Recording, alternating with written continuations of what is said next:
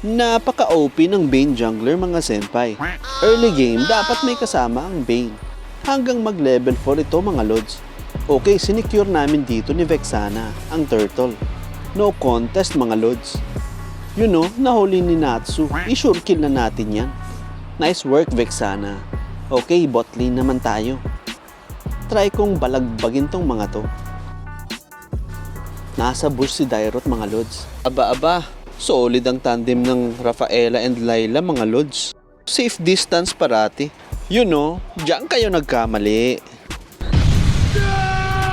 Yatap kayo sa akin. Si Dairot kasi napilitan tuloy rumespo yung dalawa. Nayatap tuloy. Naka-warrior boots ako and hunter strike mga senpai. Mahapdi-hapdi na rin to mga lods. Hintayin ko lang cooldown nito. Babalikan kita. Okay, eto na. Let's go.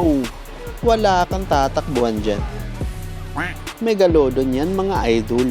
Mukhang papasukin dito ni Ipo. Sige, back upan natin siya.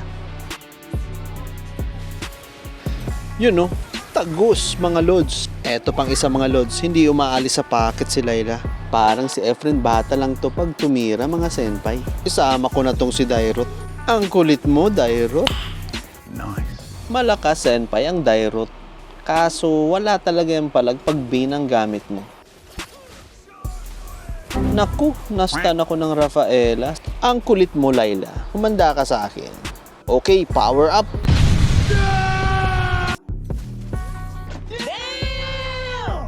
Lagpas pa guys ng kalahati yung buhay niya. Pero na one hit lang ng first kill.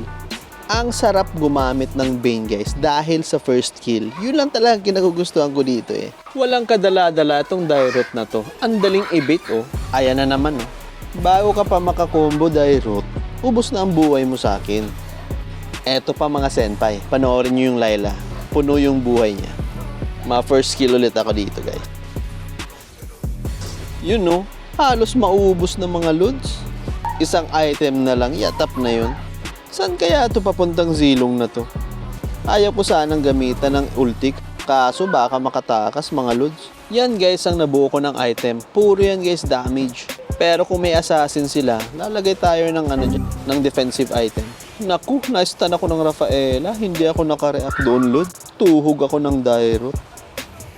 Nag-teleport ang Luyi. Nagsama pa siyang isa. Hindi marunong lumangoy ang Luyi mga lods. Dito lods wala na.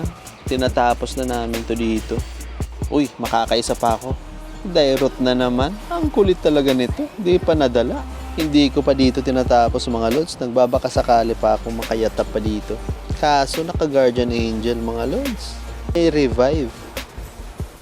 Okay, shoutout ko lang pala dito si Natsu and si Ipo. Solid ang dalawang to.